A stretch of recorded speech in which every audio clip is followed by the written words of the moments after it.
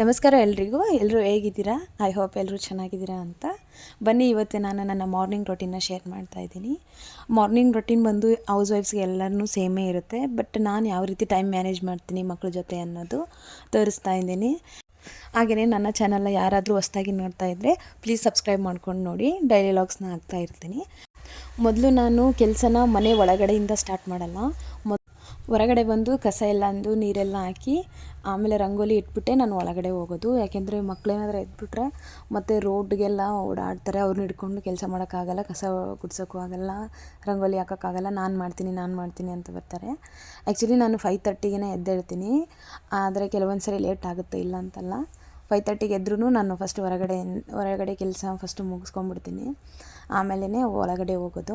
ನನಗೆ ಫಸ್ಟು ರಂಗೋಲಿ ಹಾಕೋದಂದರೆ ತುಂಬಾ ಇಷ್ಟ. ಬೆಳಿಗ್ಗೆ ರಂಗೋಲಿ ಹಾಕಿದರೆ ಒಂಥರ ಮೈಂಡೆಲ್ಲ ಫ್ರೆಶ್ ಆದಾಗ ಅನಿಸುತ್ತೆ, ಮೈಂಡು ಸಹ ಆ್ಯಕ್ಟಿವೇಟ್ ಆಗುತ್ತೆ. ಸೊ ನಾನು ಇದನ್ನು ಡೈಲಿ ಮಾಡ್ತೀನಿ. ಯಾವುದೇ ಕೆಲಸ ಮಿಸ್ ಆಗ್ಬೋದು, ಬಟ್ ರಂಗೋಲಿ ಹಾಕೋದು ಮಾತ್ರ ಮಿಸ್ ಮಾಡೋದೇ ಇಲ್ಲ ನಾನು. ಇದು ನನಗೆ ತುಂಬಾ ಇಷ್ಟ. ನಮ್ಮ ಮನೆಗೆ 2 ಬಾಗಿಲು ಇರೋದ್ರಿಂದ ನಾನು 2 ಕಡೆಯೂ ಹಾಕ್ತೀನಿ. ಒಂದು ಬಾಗಿಲು ಕಡೆ ರೋಡ್ ಇರೋದ್ರಿಂದ ಸ್ವಲ್ಪ ದೊಡ್ಡದಾಗೆ ಹಾಕ್ತೀನಿ. ಆ ಕಡೆ ಸ್ವಲ್ಪ ಜಾಗ ಇಲ್ಲ, ಸಿಂಪಲಾಗಿ ಚಿಕ್ಕದಾಗಿ ಹಾಕ್ಕೊಳ್ತೀನಿ. ಹಾಗೆ ಬಿಡಬಾರ್ದು ಬಸ್ಲು ಮುಂದೆ ಅಂತಂದ್ಬಿಟ್ಟು. ಸೊ ಈ ಕಡೆ ಯಾವಾಗಲೂ ನಾನು ದೊಡ್ಡದಾಗೆ ಹಾಕೋದು. ರಂಗೋಲಿ ಎಲ್ಲ ಹಾಕಿದ್ದಾದಮೇಲೆ ಮತ್ತು ಮನೆ ಒಳಗಿನ ಕೆಲಸ ಶುರು ಮಾಡ್ತೀನಿ. ನಾನು ಯಾವಾಗಲೇ ಆಗಲಿ ಒಂದೇ ಕೆಲಸ ಮಾಡ್ತಾ ಕೂರಲ್ಲ. ಅಂದರೆ ಇವಾಗ ಕಸ ಗುಡಿಸ್ತಿರ್ಬೇಕಾದ್ರೇ ಸ್ನಾನಕ್ಕೆ ನೀರಿಟ್ಬಿಟ್ಟಿರ್ತೀನಿ. ಅದು ನನ್ನ ಕೆಲಸ ಎಲ್ಲ ಮುಗಿಯೋಷ್ಟೊತ್ತಿಗೆ ನೀರೆಲ್ಲ ಬಿಸಿಯಾಗಿರುತ್ತೆ, ಸ್ನಾನ ಕೂಡ ಮಾಡಿಬಿಡ್ಬೋದು ಅಂತ. ಸೊ ಕಸ ಎಲ್ಲ ಗುಡಿಸಿದ್ದಾದಮೇಲೆ ನೆಲನೂ ಎಲ್ಲ ಒರೆಸ್ಕೊಂಬಂದ್ಬಿಡ್ತೀನಿ. ಇಡ್ಲಿ ದೋಸೆ ಏನಾದರೂ ಮಾಡೋಕ್ಕಿಟ್ಟಿದ್ರೆ ಸೊ ಅದಕ್ಕೆ ಉಪ್ಪು ಸೋಡಾ ಏನಾದರೂ ಸೇರಿಸೋದಿದ್ರೆ ಸೇರಿಸಿ ಇಟ್ಬಿಡ್ತೀನಿ. ಯಾಕೆಂದರೆ ನಾವು ಮಾಡ್ಕೊಳ್ಳೋಷ್ಟೊತ್ತಿಗೆ ಅದೆಲ್ಲ ಚೆನ್ನಾಗಿ ಉಪ್ಪು ಎಲ್ಲ ಹೊಂದ್ಕೊಂಡಿರುತ್ತೆ ಅಂತ. ಇಲ್ಲ ಇನ್ ಕೇಸ್ ನಾನು ಇಡ್ಲಿ ದೋಸೆ ಏನಿಲ್ಲ ಅಂದರೆ ಅನ್ನ ಏನಾದರೂ ಮಾಡಬೇಕು ಅಂತಂದರೆ ನಾನು ಅಕ್ಕಿ ಎಲ್ಲ ನೆನೆ ಹಾಕ್ತೀನಿ ಆವಾಗೇ. ಸೊ ಅದಾದಮೇಲೆ ನಾನು ಡೈಲಿ ಒಂದು ಡ್ರಿಂಕ್ ಕುಡಿತೀನಿ. ಅಂದರೆ ನನಗೆ ಸ್ವಲ್ಪ ಇದು ಪೀರಿಯಡ್ಸ್, ಕ್ರ್ಯಾಂಪ್ಸು, ಹೊಟ್ಟೆ ನೋವು, ಹಾಗೆಯೇ ಪೀರಿಯಡ್ಸ್ ಟೈಮಲ್ಲಿ ಗ್ಯಾಸ್ಟ್ರಿಕ್ ಆಗೋದು ಆಗ್ತಾ ಇರುತ್ತಲ್ವ. ಸೊ ನನಗದು ಸಿವಿಯರಾಗಿ ಹೆವಿಯಾಗಿ ಆಗುತ್ತೆ. ಸೊ ಹಂಗಾಗಿ ಇದು ಕಂಪಲ್ಸರಿ ಮಾಡ್ಕೊಳ್ತೀನಿ. ನಿಮಗೆ ಯಾರಾದರೂ ಇದೇ ರೀತಿ ಆಗ್ತಾಯಿದ್ರೆ ಇದನ್ನು ಟ್ರೈ ಮಾಡಿ. ಗ್ರಾಜುವಲಿ ಇದು ಕಡಿಮೆ ಆಗ್ತಾ ಬರುತ್ತೆ. ನಾನು ಅವಾಗೆಲ್ಲ ಕುಡಿತಾ ಇದ್ದೆ, ಬಟ್ ಇತ್ತೀಚೆಗೆ ಬಿಟ್ಬಿಟ್ಟಿದ್ದೆ. ಇವಾಗ ಸ್ವಲ್ಪ ಜಾಸ್ತಿ ಅನ್ನಿಸ್ತಾ ಇದೆ ಹೊಟ್ಟೆ ನೋವು. ಸೊ ಹಂಗಾಗಿ ಮತ್ತೆ ಟ್ರೈ ಮಾಡ್ತಾಯಿದ್ದೀನಿ ಇದನ್ನು. ಏನಿಲ್ಲ, ಇದು 1.5 ಗ್ಲಾಸಷ್ಟು ನೀರು ಹಾಕಬೇಕು. ನೀರಿಗೆ 1 ಸ್ಪೂನಷ್ಟು ಜೀರಿಗೆ, ಹಾಗೆಯೇ ಒಂದು ಸ್ವಲ್ಪ ಬೆಲ್ಲ. ನಿಮ್ಮ ಹತ್ರ ಶುಂಠಿ ಇದ್ದರೆ ಶುಂಠಿ ಹಾಕ್ಕೊಳ್ಳಿ, ಮತ್ತು ಚಕ್ಕೆ ಇದ್ದರೆ ಚಕ್ಕೆನೂ ಸಹ ಹಾಕ್ಬೋದು. ನಾನಿವತ್ತು ಜೀರಿಗೆ, ಶುಂಠಿ ಮತ್ತು ಬೆಲ್ಲ ಅಷ್ಟೇ ಹಾಕಿದ್ದೀನಿ. ಅದನ್ನು ಚೆನ್ನಾಗಿ ಕುದಿಸ್ಬೇಕು. ಕುದಿಸಿ ಅದು 1.5 ಗ್ಲಾಸ್ ಇದ್ದಿದ್ದು 1 ಗ್ಲಾಸ್ ಅಷ್ಟು ಹಾಕಬೇಕು.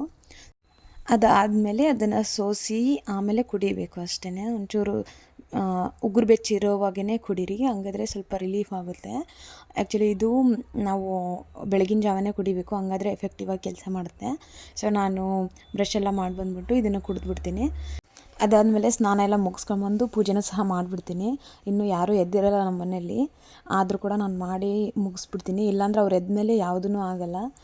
ಬರೀ ಅಡುಗೆ ಮಾಡೋದೇ ಒಂದು ಕೆಲಸ ಆಗಿಬಿಡುತ್ತೆ. ಈ ಚಿಕ್ಕ ಪುಟ್ಟ ಕೆಲಸಗಳು ಹಾಗೇ ಉಳಿದ್ಬಿಡ್ತವೆ. ಹಂಗಾಗಿ ಅವರು ಎಲ್ಲ ಮಲಗಿದ್ರೂ ನಾನು ಪೂಜೆ ಮುಗಿಸ್ಕೊಂಡ್ಬಿಡ್ತೀನಿ. ಅದಾದಮೇಲೆ ಅಡುಗೆ ಸ್ಟಾರ್ಟ್ ಮಾಡೋದು. ಇವತ್ತು ನಾನು ಇಡ್ಲಿಗೆ ಹಾಕಿದ್ದೆ. ಸೊ ಚಟ್ನಿ ಸಾಂಬಾರು ಎಲ್ಲ ಮಾಡಬೇಕಿತ್ತು, ತುಂಬ ಟೈಮ್ ಹಿಡಿಯುತ್ತೆ ಅಂತ ಸ್ಟಾರ್ಟ್ ಮಾಡಿಬಿಟ್ಟೆ. ಬೇಳೆ ಏನು ಬೇಯಿಸೋಕೆ ಹೋಗಲಿಲ್ಲ. ಸೊ ಸಿಂಪಲ್ಲಾಗಿ ಮಾಡ್ಕೋಬೋದು ಈ ಸಾಂಬಾರನ್ನ. ಟೇಸ್ಟು ಸಹ ಸೇಮ್ ನಾವು ಬೇಳೆ ಬೇಯಿಸ್ಬಿಟ್ಟು ಮಾಡಿದ್ರೆ ಹೇಗಿರುತ್ತೋ ಹಾಗೇ ಇರುತ್ತೆ. ಸೊ ಇದನ್ನು ನೀವು ಒಂದು ಸರಿ ಟ್ರೈ ಮಾಡಿ. ಏನಿಲ್ಲ, ಮೊದಲು ಒಂದು ಟೊಮೆಟೊ, ಈರುಳ್ಳಿನ ಹೆಚ್ಚಿಟ್ಕೊಂಡು ಅದನ್ನು ಎಣ್ಣೆಯಲ್ಲಿ ಬೇಯಿಸಬೇಕು. ಎಣ್ಣೆ ಕಾಯಿಸ್ಬಿಟ್ಟು ಅದಕ್ಕೊಂದು ಸ್ವಲ್ಪ ಜೀರಿಗೆ ಹಾಕಿ ಅದರಲ್ಲಿ ಟೊಮೆಟೊ, ಈರುಳ್ಳಿನ ಹಾಕಿ ಬೇಯಿಸಬೇಕು. ಬೇಯಿಸೋದು ಅಂದರೆ ಸ್ವಲ್ಪ ಟ್ರಾನ್ಸ್ಪರೆಂಟ್ ಆಗಬೇಕು ಅಷ್ಟೇ. ಅದು ಟ್ರಾನ್ಸ್ಪರೆಂಟ್ ಆದಮೇಲೆ ನಾವು ಮಿಕ್ಸಿ ಜಾರಿಗೆ ಅದನ್ನು ಮಿಕ್ಸಿ ಮಾಡ್ಕೋಬೇಕು. ಅದು ಪೇಸ್ಟ್ ಥರ ರೆಡಿ ಆಗುತ್ತೆ. ಅದನ್ನು ರೆಡಿ ಮಾಡಿ ಇಟ್ಕೊಂಡು ಮತ್ತು ಅದೇ ಪಾತ್ರೆಯಲ್ಲಿನೇ ಸ್ವಲ್ಪ ಎಣ್ಣೆ, ಸಾಸಿವೆ, ಜೀರಿಗೆನ ಹಾಕಿ ಸ್ವಲ್ಪ ಚಟಪಟ ಅನ್ನೋವರೆಗೆ ಬಿಡಬೇಕು.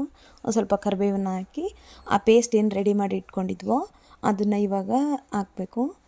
ಅದನ್ನು ಚೆನ್ನಾಗಿ ಫ್ರೈ ಮಾಡೋದೇನು ಅಷ್ಟೊಂದು ಇರೋಲ್ಲ, ಯಾಕೆಂದರೆ ನಾವು ಫ್ರೈ ಮಾಡಿಬಿಟ್ಟೆ ಮಿಕ್ಸಿಗೆ ಹಾಕಿರ್ತೀವಲ್ವ. ಸೊ ಬೇಗನೆ ಆಗೋಗುತ್ತೆ ಇದು.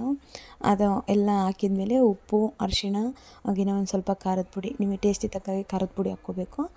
ಅದು ಖಾರ ಎಲ್ಲ ಸ್ವಲ್ಪ ಹಿಡಿಯೋವರೆಗೂ ಹುರಿದು ಅದಾದಮೇಲೆ ಹುಣಸೆ ಹುಳಿನ ನೆನೆ ಇಟ್ಟಿರಬೇಕು. ಸೊ ಹುಣಸೆ ಹುಳಿನ ಆ್ಯಡ್ ಮಾಡಿ ಅದಾದಮೇಲೆ ನೀರು ಎಷ್ಟು ಬೇಕು ನೋಡ್ಕೊಳ್ಳಿ. ಕನ್ಸಿಸ್ಟೆನ್ಸಿಗೆ ತಕ್ಕಾಗೆ ನೀವು ನೀರನ್ನು ಆ್ಯಡ್ ಮಾಡ್ಕೋಬೋದು ಇಲ್ಲಿ. ನಾನು ನನಗೆ ಎಷ್ಟು ಬೇಕೋ ಅಷ್ಟು ಹಾಕಿದ್ದೀನಿ. ಹಾಗೆಯೇ ಇಲ್ಲಿ ಇನ್ನೊಂದು ಹಾಕಬೇಕಾಗತ್ತೆ. ಏನಂದರೆ ನೀವು ಕಡಲೆ ಪುಡಿ ಇರುತ್ತಲ್ವ, ಹುರುಗಡಲೆ ಇರುತ್ತಲ್ವ, ಅದನ್ನು ಪುಡಿ ಮಾಡಿ ಇಟ್ಕೊಂಡಿರಬೇಕು. ಆ ಪುಡಿನ ಒಂದು ಸ್ವಲ್ಪ ನೀರಲ್ಲಿ ಹಾಕಿ ಅದನ್ನು ಮಿಕ್ಸ್ ಮಾಡಬೇಕು. ಮಿಕ್ಸ್ ಮಾಡಿ ಅದನ್ನು ಒಂದು ರೀತಿ ಪೇಸ್ಟ್ ಥರ ಮಾಡಿಬಿಟ್ಟು ಈ ಒಂದು ಸಾಂಬಾರಿಗೆ ಆ್ಯಡ್ ಮಾಡಬೇಕು. ಆವಾಗೇ ಸ್ವಲ್ಪ ತಿಕ್ನೆಸ್ ಬರುತ್ತೆ, ಸಾಂಬಾರು ಸಹ ಮಂದವಾಗಿ ಚೆನ್ನಾಗಿರುತ್ತೆ. ಸೊ ಒಂದು 2 ಸ್ಪೂನಷ್ಟು ಹಾಕಿದರೆ ಸರಿ ಹೋಗುತ್ತೆ. ನಾನಿಲ್ಲಿ ಅದನ್ನೇ ಹಾಕೋದು, ಹಂಗಾದರೆ ಸ್ವಲ್ಪ ಚೆನ್ನಾಗಿರುತ್ತೆ. ಇಲ್ಲ ಅಂದರೆ ಸ್ವಲ್ಪ ಜಾಸ್ತಿ ನೀರು ಥರ ಆಗೋಗುತ್ತೆ, ಅದು ಇಡ್ಲಿಗೆ ಅಷ್ಟೊಂದು ಹೊಂದ್ಕೊಳ್ಳಲ್ಲ. ಸೊ ಹಂಗಾಗಿ ನಾನು ಇಲ್ಲಿ ಒಂಚೂರು ಕಡಲೆ ಪುಡಿನ ಆ್ಯಡ್ ಮಾಡ್ತೀನಿ. ಅದಾದಮೇಲೆ ಇನ್ನು ನೀವು ಸಾಂಬಾರು ಪುಡಿ ಏನಿರುತ್ತೆ ಅದನ್ನು ಹಾಕಿಬಿಟ್ಟು ಒಂದು 2 ನಿಮಿಷ ಬೇಯಿಸ್ಕೊಂಬಿಟ್ರೆ ಸಾಂಬಾರು ರೆಡಿ ಆಗೋಗುತ್ತೆ. ಇನ್ನು ಈ ಕಡೆ ನಾನು ಚಟ್ನಿನೂ ಸಹ ರೆಡಿ ಮಾಡ್ಕೊಳ್ತಾ ಇದ್ದೀನಿ. ಆಲ್ಮೋಸ್ಟ್ ರೆಡಿ ಆಗಿದೆ. ಅದಕ್ಕೂ ಸಹ ನಾನು ಎರಡನ್ನೂ ಒಂದೇ ಸರಿ ಮಾಡ್ಕೊಂಬಿಡ್ತೀನಿ, ಇಲ್ಲಾಂದರೆ ಟೈಮು ಹಿಡಿಯುತ್ತೆ.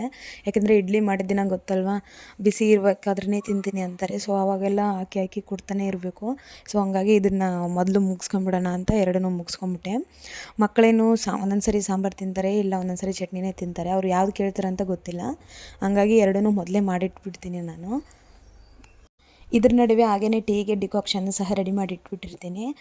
ಇನ್ನೂ ಹಾಲು ಬಂದಿರಲ್ಲ, ಅದಕ್ಕಾಗಿ ಮತ್ತೆ ಅವ್ರು ಬಂದಾಗ ಮಾಡ್ಕೊಂಡು ಕೂತ್ಕೊಳ್ಳೋಕ್ಕಾಗಲ್ಲ.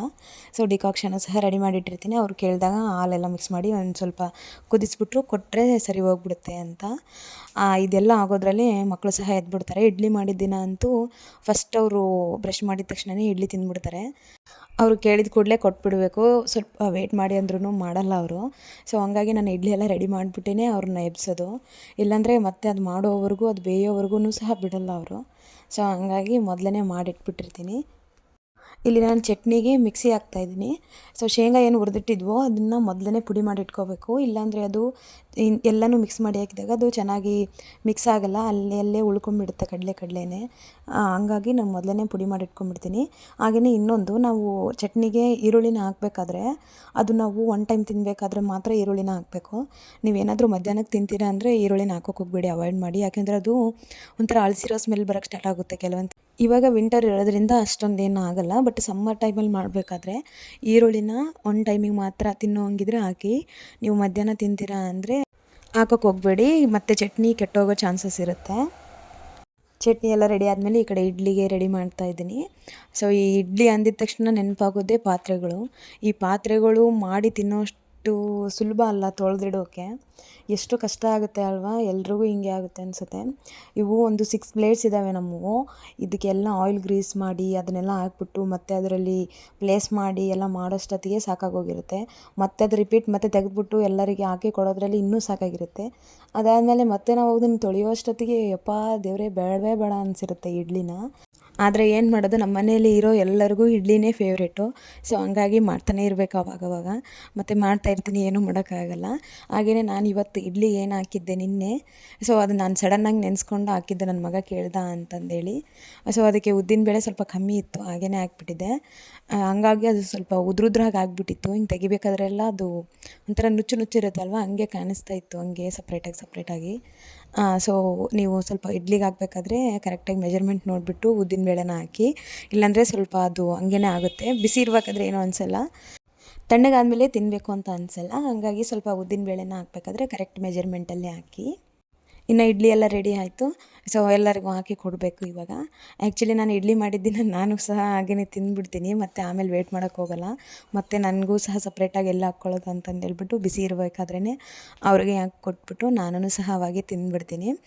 ಬಾಕಿ ದಿನಗಳಲ್ಲೇನು ನಾನು ಅವ್ರ ಜೊತೆ ಕೂತ್ಕೊಂಡು ಬೆಳಗ್ಗೆ ಟಿಫನ್ ಮಾಡಲ್ಲ, ಬಟ್ ಇಡ್ಲಿ ಮಾಡಿದ ದಿನ ಮಾತ್ರನೇ ಮಾಡೋದು. ಡೈಲಿ ಆದರೆ ಅವ್ರನ್ನ ಸ್ಕೂಲಿಗೆ ಕಳಿಸ್ಬಿಟ್ಟೇ ನಾನು ಟಿಫನ್ ಮಾಡೋದು. ಬಟ್ ಇವತ್ತು ಹಂಗೇ ಮಾಡಿಬಿಟ್ಟೆ. ಅವ್ರನ್ನ ರೆಡಿ ಮಾಡಿ ಸ್ಕೂಲಿಗೆಲ್ಲ ಕಳಿಸಿ ಬಿಟ್ಟು ಬಂದು ಮತ್ತೆ ಉಳಿದಿರೋ ಕೆಲಸನೆಲ್ಲ ಸ್ಟಾರ್ಟ್ ಮಾಡಬೇಕು.